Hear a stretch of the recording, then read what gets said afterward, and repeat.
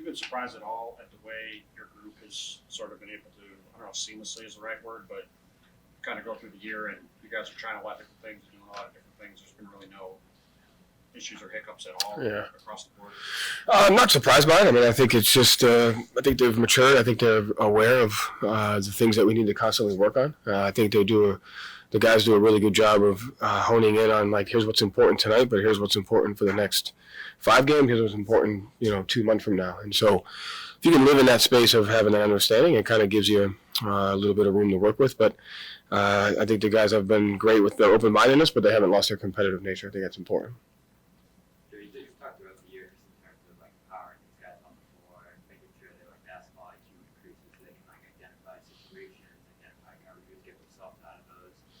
When did that kind of become a priority for you, and how have you kind of seen them grow in that? I think it's a way to compliment them, and it's a way to empower them, and it's a like, hey, like, you have this ability, you got to take advantage of it. And so I think when you have talent, and a lot of talent, I think you have to challenge them and hold them to a really high standard, but also have them look at the game in a way of where it's like, I can rely on my talent, but I could be even better if I see a step or two ahead and almost anticipate. And I think you see some of the best players over the course of the NBA of time talk about as they get older, they've adjusted their mental approach to the game. And so when you study that and you want to, help your guys grow, I think that's part of the game is the mental approach to it, and credit to our guys. They really spend a lot of time in that, as a team. It's like an example where you kind of see that help them in terms of like being able to identify something that the team's doing or sort of how the game's going. Yeah, I mean, just game management awareness, like what goes into starting a run, what goes into ending a run, what goes into a play call execution, and noticing coverage change-ups. You can get into a situation where can you run the same play 10 times in a row and get something out of it depending upon how the defense is guarding you, and not just run the play because you think they're going to guard you one way, right? And so that to me is, can you defend one play 5 different times, 5 different ways? If it's a play that a team really wants to go to, can you take it away different ways? And so just kind of having a framework, having fundamentals, but also having the instincts to kind of, adapt and adjust on the fly. Speaking of mental approach, Jayson said earlier this week that he feels like he's the best player in the league.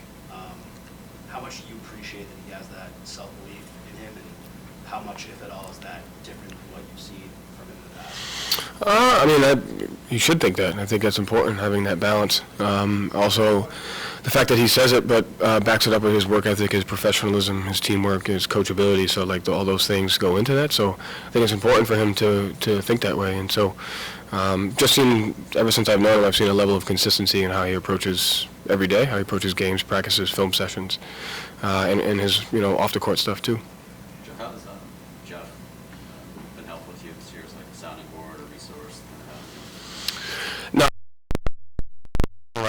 One of the best things he does is he's just a great listener, and so you don't realize how long he's been in the NBA. You don't realize the playoff series that he's been in, the experiences that he's had, because he waits for the opportunity to come up and almost waits for you to ask him. So he's very patient. He's a great listener, and then just a guy that you can bounce ideas off of. He's been around a long time. He's coached a lot of great players, so you're able to look at the perspective of not only how he handled team situations, but how he handled individual player situations because of the talent that he's coached. So he's been a great addition to the staff. Joe, are you finding it harder and harder to find things you need to work on now that you guys are winning, or is there certain things you're focusing on that need to be improved? Mm-hmm.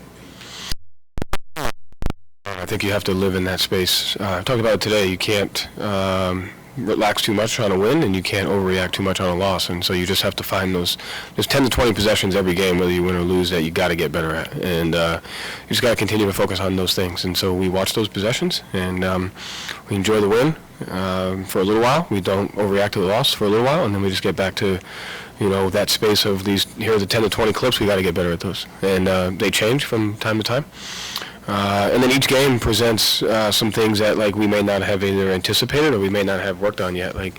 Tonight's game will show 3 to 5 things that we can get better at that they may have showed us, or that we may have put ourselves in and we say, hey, this might come up again. So just keeping that open-minded approach.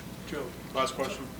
All the stuff that we've been talking about here, the mentality that you've been preaching, is that something you've had to change the way these guys have been thinking, or is that something that you kind of had to enhance or redirect? You know what I'm saying? Like, did you have to kind of rewire their brains, or is that just something that was there you kind of just built?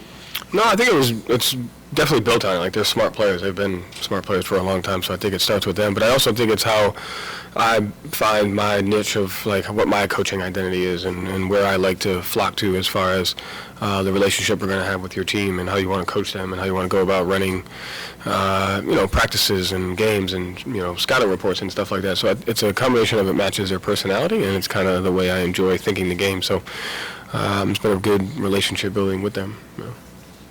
Thank you, Joe.